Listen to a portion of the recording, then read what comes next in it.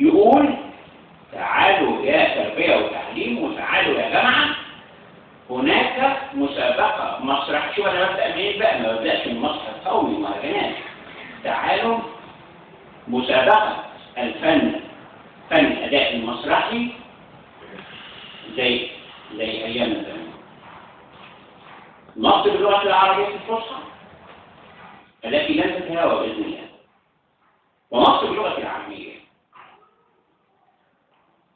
نص ويحددوا لهم كل عام دراسي 2 من المؤلفين المصريين اللي عطوا المسرح القومي وعلموا المسرح العربي كيف يكون هناك مسرح. تعالوا في الغناء، اعملوا غناء باللغة العامية وغناء باللغة العربية الفصحى.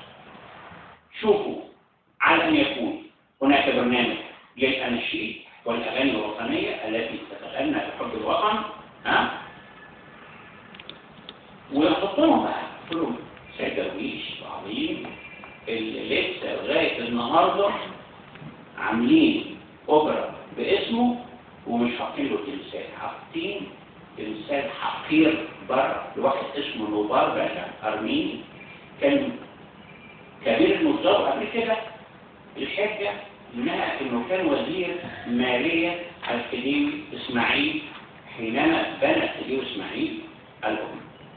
وأنا بجيب الخديوي إسماعيل دلوقتي لما برجع في ناس ولسه أنا بتكلم عن المعمار الجميل.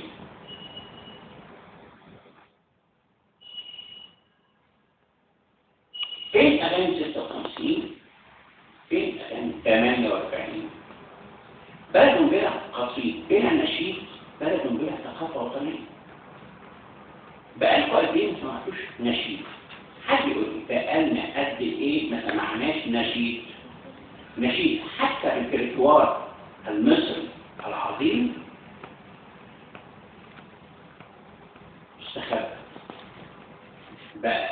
يعني وانا عندي 10 سنين وانا بسمع فايدة كامل ده سمائي مخيفة، ده قنابل فين؟